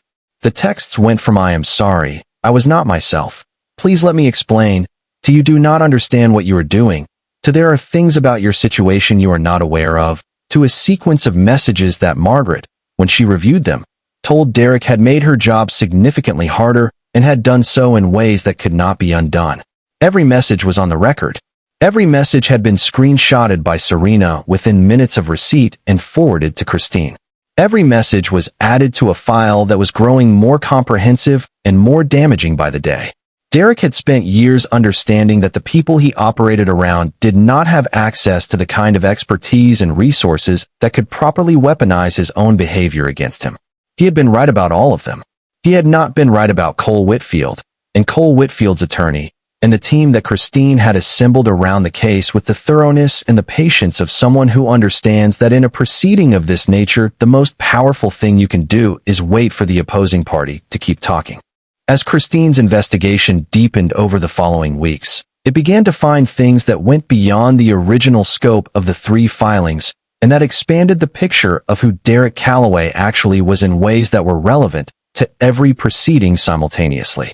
There was a man named Thomas Park, a real estate developer from Houston, who had entered into a development partnership with Calloway Group 4 years before Derek met Serena, and whose company assets had been absorbed into Calloway Group through a contractual structure that, when Christine's team reviewed it alongside the Reyes and company subsidiary agreement, was so similar in its architecture and its deployment of obscuring legal language that the forensic financial analyst Christine brought in described the 2 contracts as essentially the same instrument used for the same purpose on 2 different targets. Thomas had not had the resources or the legal knowledge at the time to challenge what had happened to him. He had absorbed the loss and moved on and told the story of the partnership to the people close to him as a cautionary tale about reading contracts more carefully. When Christine's investigator contacted him as part of the expanding inquiry, he provided everything he had: the original contract, correspondence, financial records, and a detailed account of the specific methods Derek had used to manage his understanding of the arrangement until the point at which the assets were transferred and the management was no longer necessary. Thomas's testimony and the documentation he provided gave Christine something that the Reyes case alone could not fully provide: evidence of a pattern. Not a mistake, not a flawed decision made under the pressure of a troubled marriage, but a pattern, a methodology. A system that had been used on more than one person and that had been refined between the first application and the second. And when the emails recovered from Derek's company server during the forensic financial review were added to this picture, what the district attorney's office saw when Christine presented the full package was not a complicated civil dispute. It was a prosecutable criminal case. It was a case built out of Derek Calloway's own records, his own emails, his own financial architecture, turned against him with a comprehensiveness and a precision that Margaret, who had defended genuinely difficult cases for 22 years, privately assessed as the most thorough prosecutorial preparation she had encountered in her career. She told Derek, in a conversation he would not enjoy, that the case against him was not going to be won on legal technicality or procedural challenge. The only path that had any realistic prospect was to seek a negotiated resolution. Derek told her to fight it. She fought it. She lost everything she challenged. The legal proceedings against Derek Calloway ran across two parallel tracks through the Texas civil and criminal court systems for 14 months, with the civil track resolving first and the criminal trial concluding the process. The civil judgment came down 9 months after Christine's initial 3 filings. The judge who presided over the civil proceedings was a 22-year veteran of the Texas bench named Judge Patricia Holloway, who had seen a significant amount of financial fraud litigation in her years on the civil side of the court, and who had developed as a result a very low tolerance for financial documentation that had been structured to obscure rather than to inform. She reviewed Christine's submission of the subsidiary contract against the context of Christine's forensic financial analysis and found, on the record, and in her written opinion, that the contract Serena had signed transferring the Reyes and company assets into Calloway Group had been prepared in a manner deliberately calculated to prevent a non-specialist signatory from understanding the full nature and extent of the transfer, and that this constituted a material misrepresentation sufficient to void the transfer and require full restoration of the assets to their original owner. She awarded Serena full restoration of the Reyes and company intellectual property, brand assets, trademark, and client database. She assessed financial damages against Calloway Group for the value of the brand revenue diverted during the marriage, calculated by Christine's forensic accountant at a figure that, when the judgment was entered, effectively ended Calloway Group's operational viability as a going concern. And she added, in a section of her written opinion that was not strictly required by the legal analysis, but that Judge Holloway included anyway, because she considered it important, and because a judge with her tenure writes what she believes the record needs. A paragraph describing the pattern of financial control documented in the case as among the most thoroughly executed examples of marital economic abuse she had encountered in 2 decades of civil litigation. The criminal trial began 5 months after the civil judgment, on a Monday morning in October, in a Dallas County courthouse that had a full gallery on the first day because the case had received enough coverage in the Dallas legal and business community that the people who moved in those circles wanted to be there when it started. Christine's team had spent the 5 months between the civil judgment and the criminal trial preparing a presentation that was built around a single organizing principle. Let Derek Calloway's own records do the work. Do not rely on interpretation or inference where documentation is available. Do not ask the jury to believe something that can be shown.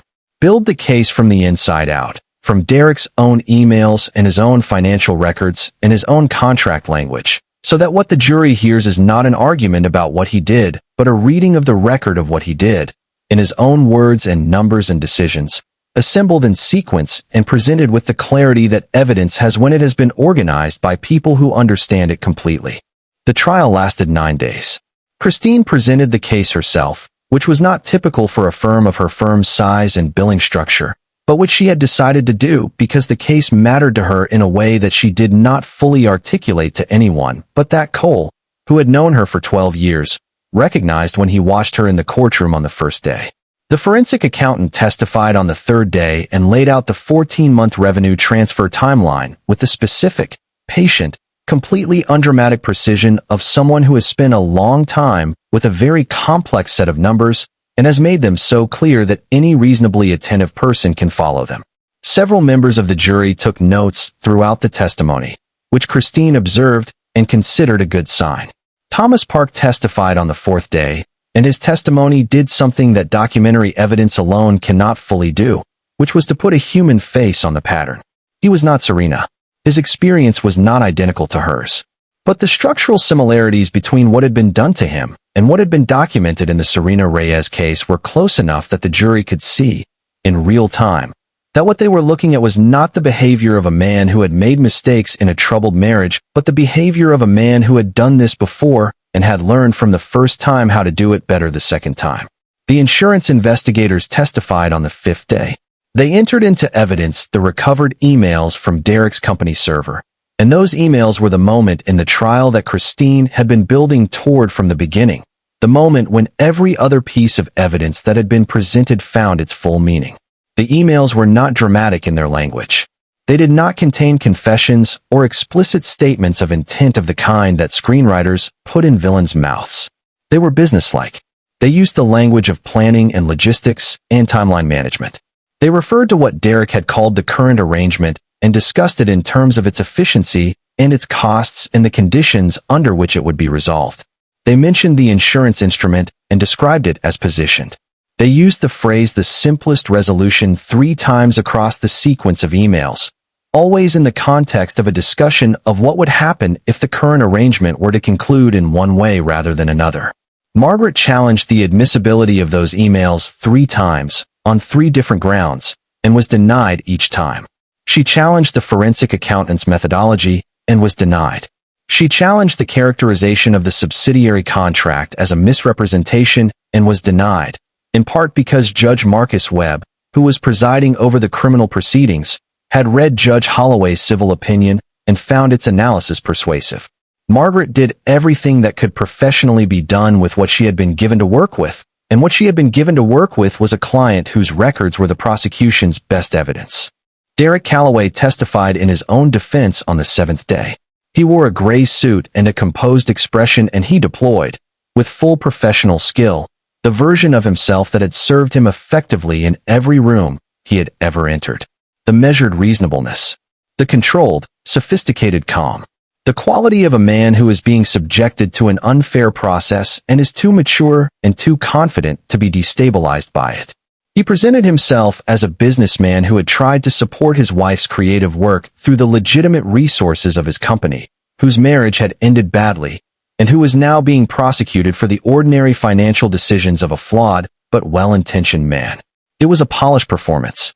It was, Christine told Cole afterward, genuinely one of the best she had observed from a defendant witness in a difficult case. And it did not work. Because Christine had been preparing her cross-examination of Derek Calloway for 5 months, and she crossed him for 4 hours, and the cross was built entirely out of his own words, and by the end of the 4th hour the composed expression and the measured reasonableness were still technically present and were completely hollow, visible to everyone in that gallery as exactly the performance they had always been. The jury deliberated for 6 hours and 12 minutes. They returned on the afternoon of the 9th day. They convicted Derek Calloway on all 3 counts: financial fraud, intellectual property theft, and insurance fraud preparatory conduct. The sentence was 4 years. He would serve 2.5. Margaret filed 3 motions subsequent to sentencing, and they were all denied. In the end, the record was the record, and the record was complete, and the record said what it said, and there was nothing left to argue against. Serena Reyes sat in the 2nd row of the gallery on the day the verdict was read. She was wearing the pale gray suit she had made from the early fabric experiments of the Room 412 collection. She had her hands folded in her lap, and she was completely still. She did not look at Derek when the verdict was announced. She had made this decision before the trial began, as a matter of principle that she had thought about carefully and maintained without wavering. Derek Calloway had received the last significant portion of her attention that she intended to give him.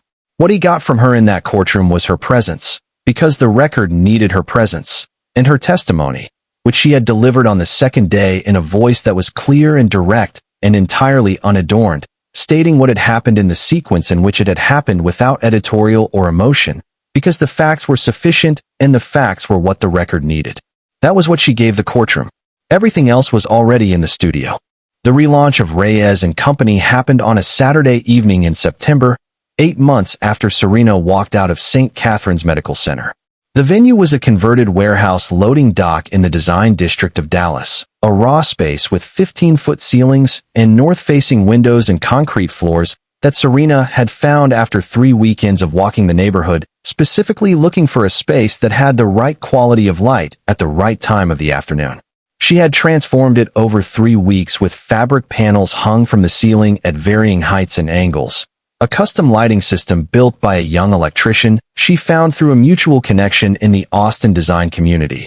A floor arrangement that directed the eye through the collection in a specific and intentional sequence, and a general atmosphere that was the product of someone who understood, at the level of complete professional mastery, that the experience of encountering a piece of clothing is not separable from the context in which the encounter happens. She had built the collection with Vanessa and Patricia and 4 young designers from a local arts education program. Women in their early 20s who worked alongside Serena for 3 weeks with the specific combination of meticulous focus and barely contained excitement that Serena recognized in them as the same energy she had carried at that age, and that she treated with the same seriousness she wished, at that age, someone had treated hers. She had made every piece herself, with assistance from the team on the construction, but with her hands at the center of every decision about cut and proportion and the specific way each garment needed to move. The collection was called Room 412. It had 32 pieces. It was built around a design principle that Serena had arrived at through the 2 years of making things in her head, with no studio and no resources. That a garment should make the person wearing it feel not smaller than themselves, but more exactly themselves. Not hidden by the clothing, but clarified by it. Not reduced, but expressed. Structure without rigidity. Volume without weight. Each piece inhabited its own space without demanding that the person in it abandon any of theirs. Every single one of the 32 pieces sold before the final model had walked. The wait list for the next collection reached 1,400 names within 72 hours of the show. 3 buyers from national retail organizations requested meetings before the end of the following week. Patricia, who stood in the back of the converted loading dock watching the buyers' faces and the way the room responded to each piece as it came through, told Serena afterward that what she had witnessed that evening was not the recovery of a brand. It was the arrival of one. A fashion journalist named Claire, who covered emerging American designers for a national publication with several million readers, wrote a piece about the show that ran the following Thursday and described the Room 412 collection as the most emotionally coherent fashion debut she had reviewed in a decade of covering the industry. She wrote that the pieces felt like the truest kind of armor, the kind that moves with you and protects you while giving you room to breathe and room to be entirely who you are. She wrote that each garment seemed to have been made by someone who understood viscerally, from experience rather than from theory, what it means to want to take up space after a sustained period of being managed into taking up less of it. Claire did not know the full story of the collection when she wrote those words. She was responding to the work itself. The work had told her. Serena read that piece 3 times on the morning it went live. Then she cut it out with scissors from the printed copy Patricia brought to the studio and pinned it above the drafting table and went back to work. The relationship between Serena Reyes and Cole Whitfield grew the way the truest things grow, underground, without announcement, through the accumulation of small and ordinary moments that mean very little when examined individually and mean everything when you add them up. There was no declaration scene. There was no moment that either of them would be able to point to later as the clear beginning, because the beginning had been happening too gradually and too honestly for either of them to catch it arriving. There were months of morning coffees before the studio and the office. There were conversations that started with legal updates and ended somewhere in the territory of Nashville summers and Austin winters and their parents and the specific combination of stubbornness and faith that allows a person to keep building something in the face of evidence that it might not work. There were late-night phone calls during the harder weeks when the weight of the legal process or the exhaustion of rebuilding became too much to sit with alone. And Cole answered every one of those calls in the same way he did everything, directly and without performance, saying true things and staying on the line until the weight had somewhere to go.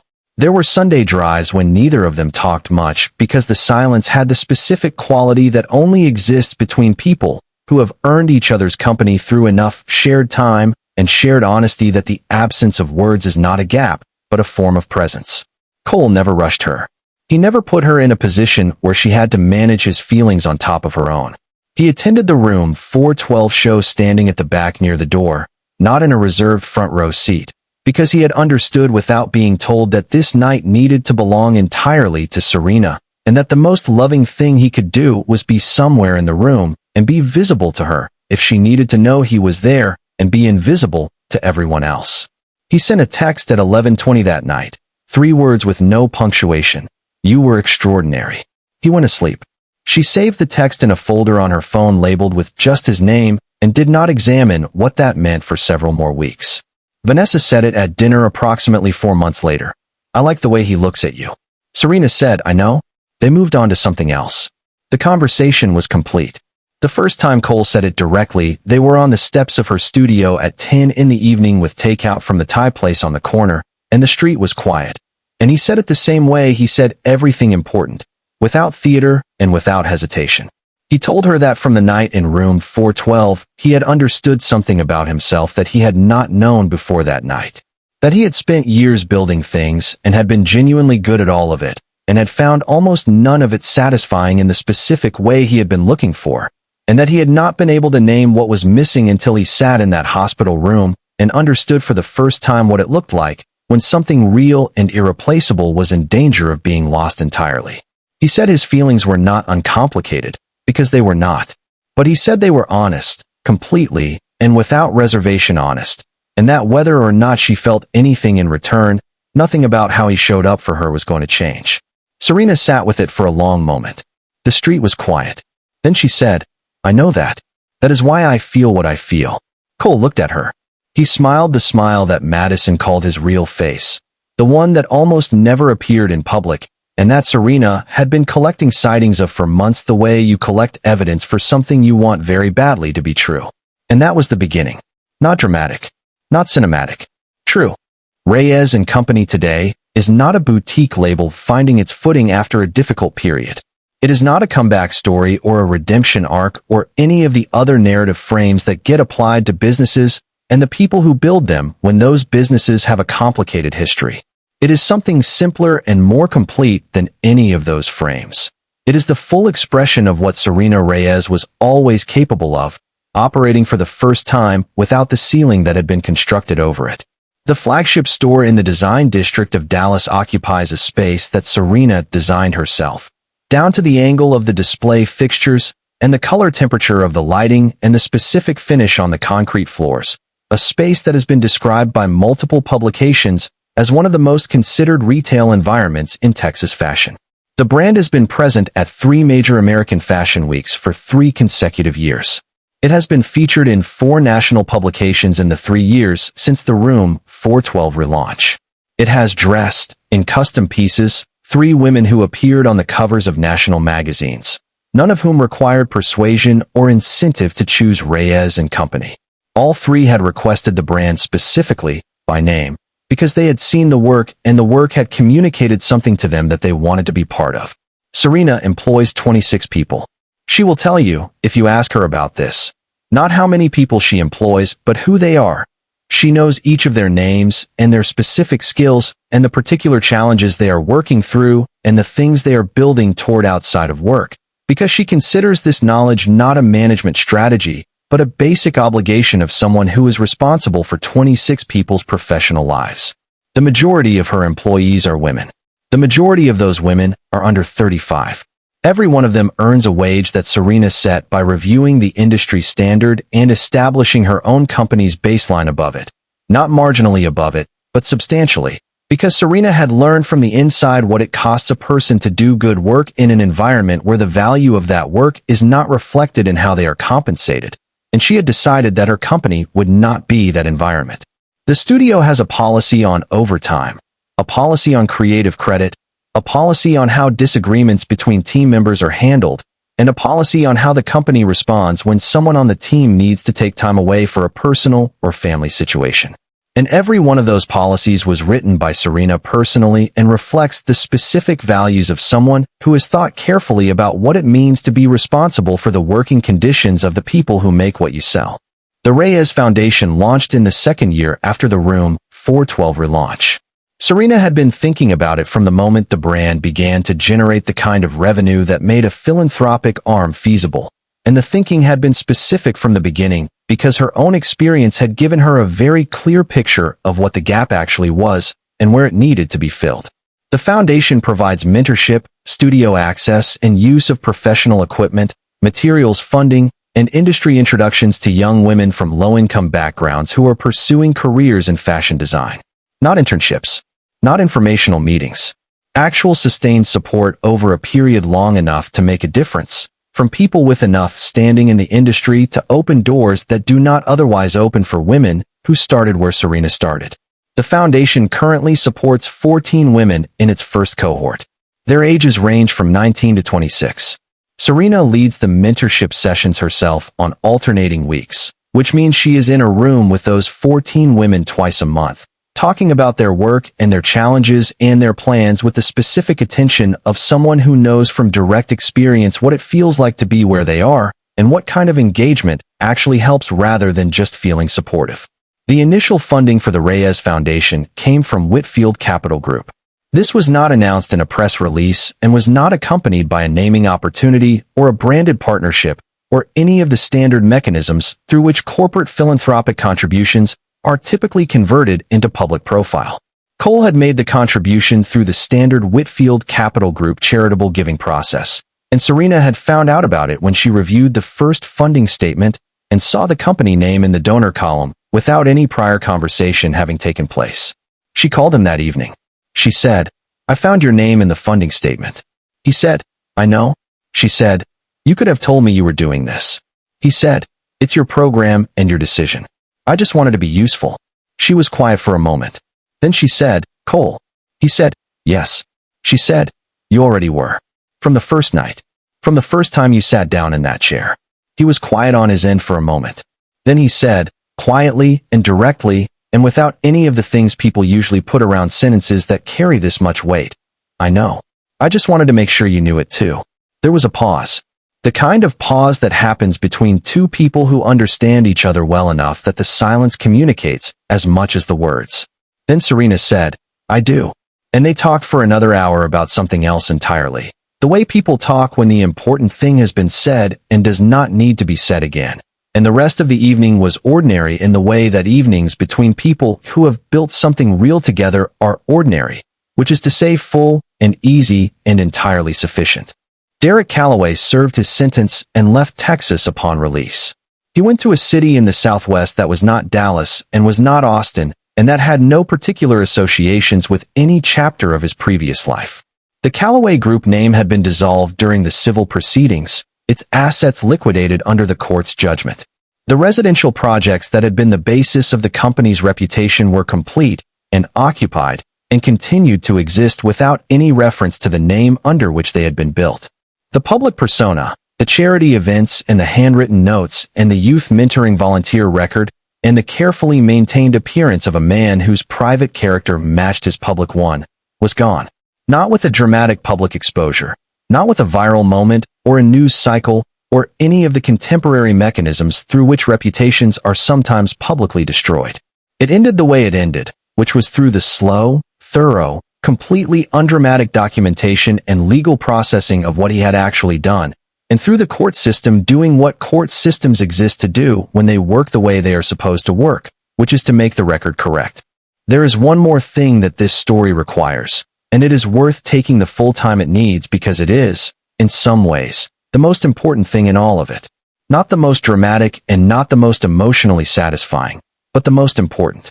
Research on coercive control and intimate partner abuse, conducted across hundreds of documented cases and published over the past 2 decades in peer-reviewed clinical psychology and sociology journals and by organizations including the National Domestic Violence Hotline and the National Network to End Domestic Violence, consistently identifies a single factor as the most significant predictor of long-term recovery for people who have been through what Serena Reyes went through. Not the legal outcome, though justice matters and the legal outcome matters. Not the statistics that describe the scope of this issue in the United States are not abstract. According to the National Domestic Violence Hotline, approximately 10 million people experience domestic violence in the United States every year. That number is almost certainly an undercount, because the mechanisms of coercive control are specifically designed to prevent the experience from being reported or even accurately self-identified by the person experiencing it. Financial abuse, specifically, is estimated to occur in approximately 99% of domestic abuse situations, which means it is not a subset of the issue or a variant of it. It is the infrastructure of it. It is the thing that makes leaving operationally impossible for a majority of the people who need to leave, because leaving requires money and housing and legal counsel and the ability to survive economically in the period between the relationship and whatever comes after it. And the financial abuse has been specifically and deliberately designed to ensure that none of those things are available. The National Network to End Domestic Violence identifies financial abuse as one of the primary reasons survivors return to abusive relationships after leaving. Not because they want to go back, but because the alternative is homelessness or destitution or both, and the choice between those options is not, from the inside, the obvious choice it appears to be from the outside. Serena Reyes' story is unusual in the specific details. The hospital room, the billionaire in the corridor, the comprehensive legal dismantling of a system that had been operating for years, the full restoration of the brand, and the financial judgment, and the criminal conviction, and the Room 412 collection, and the Reyes Foundation, and everything that followed. Those details are unusual. The essential experience, the marriage that began with love bombing and moved to financial control and social isolation, and the systematic management of a person's reality and the systematic undermining of their trust in their own perception, is not unusual at all. It is happening in this country every day, in households that look from the outside like ordinary households, in relationships that look from the outside like ordinary relationships, conducted by people who, in public, look like exactly the kind of man Derek Calloway presented himself as being. The walls moving in by millimeters. The quiet management. The daily accumulation of small adjustments to a person's world until the world is too small to move in, and the person inside it can no longer clearly describe, even to themselves, what the room they are standing in used to look like before the walls started moving. What is unusual about Serena's story, what makes it worth telling and worth hearing all the way through, is not the rescue. Whitfield did not rescue Serena Reyes. Let that be clear, and let it be said plainly, because it matters. He opened a window. He opened it by hearing what he heard and choosing to stay rather than walk away, and then by sitting in a chair beside a hospital bed for 2 hours, and then by coming back every morning at 8:30 with coffee, and then by making one phone call to Christine, and then by making sure that the legal and financial resources were deployed against what had been done with the same thoroughness and patience with which what had been done had been constructed. He opened the window. Serena Reyes walked through it herself. She walked through it by sitting down at a drafting table in an Oak Lawn apartment on a Thursday morning and picking up a pencil and producing 4 hours of work that proved to her, in the most concrete and undeniable way possible, that the thing at the center of her that had been systematically managed and diminished and redirected for 2 years was intact. She walked through it by calling Vanessa and by calling Patricia and by signing the studio lease and by building the Room 412 collection piece by piece over months of complete, total, fully committed work. She walked through it by sitting in that courtroom in the pale gray suit she had made herself and giving testimony in a clear, unadorned voice, and then going back to the studio. Cole opened the window. Serena Reyes walked through it. Both things were required. The decency that was entirely and only Cole's, and the resilience that was entirely and only Serena's. Take either one away, and the story ends differently. Serena says in the interviews she now gives carefully and selectively that she wants people to take away one thing above all others. Not the legal outcome, not the professional success, not the romance, not the revenge, though all of those things are real and all of them matter. The one thing she wants people to take away is this. The cruelest thing that was done to her was not the whisper in Room 412. The cruelest thing was the 2 years before it. The slow, patient, methodical dismantling of her belief in her own perception, her own worth, her own right to name what was happening to her, and have that naming be believed, beginning with being believed by herself. That is the cruelty that leaves no mark on the skin and no evidence on a report and no visible wound that can be pointed to and said, "There, that is what was done to me." That is the cruelty that is hardest to describe and hardest to prove and hardest to recover from, because it operates on the instrument you use to recover from everything, which is your own understanding of your own experience. She says the most important moment of her recovery was not the verdict and not the room 412 show and not walking out of St. Catherine's and not even the relationship with Cole, though all of those things mattered profoundly. The most important moment was a Thursday morning in an apartment in Oak Lawn, Dallas, when she sat at a drafting table and a pencil moved in her hand, and the lines that came out of it were hers. Completely, unmistakably, irreducibly, indestructibly hers. And she understood, with the specific certainty that comes from the body rather than the mind, from the hands rather than the analysis, that no one had managed to take that from her all the way down, that the deepest thing had survived, that she was still there. She says, that is the thing worth protecting. In yourself, first, and in every person around you who you have the chance to see clearly and respond to with honesty. See them. Respond to what you see. Stay. That is the number. That is the one. Now we want to hear from you. We mean that genuinely, and we mean it specifically, not as the formality that closes a video, but as the actual request that it is.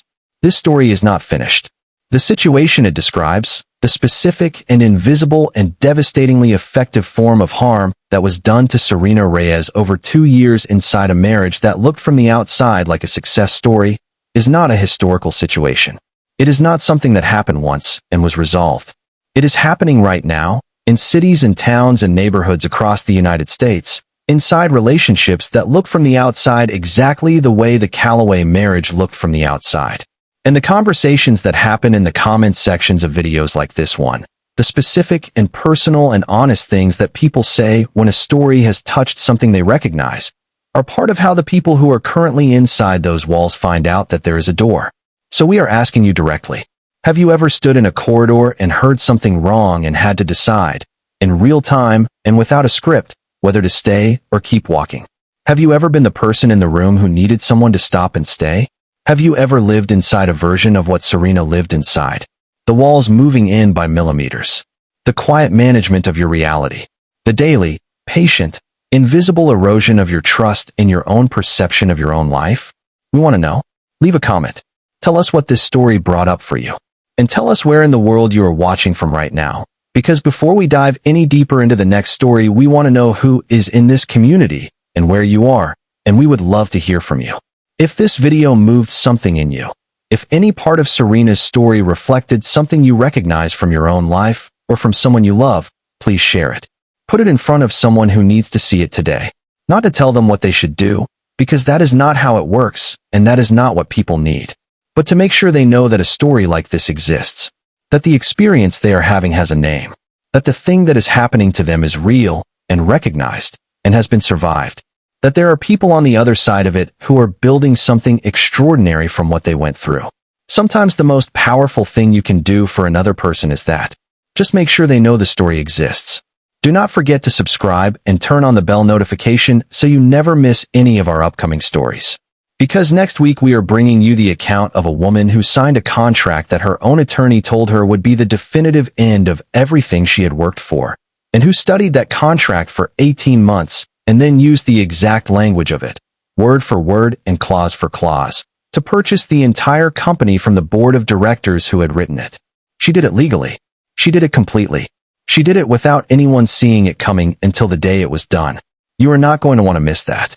And if you want more stories like this one right now, the video on your screen will take you directly there. Until next week, thank you for being here. Thank you for staying all the way through. You are not better off gone. You are better off here, in this world, fully present and fully yourself, and taking up every single inch of the space that belongs to you. Anyone who ever told you otherwise was wrong. And now you have the story of Serena Reyes to prove it.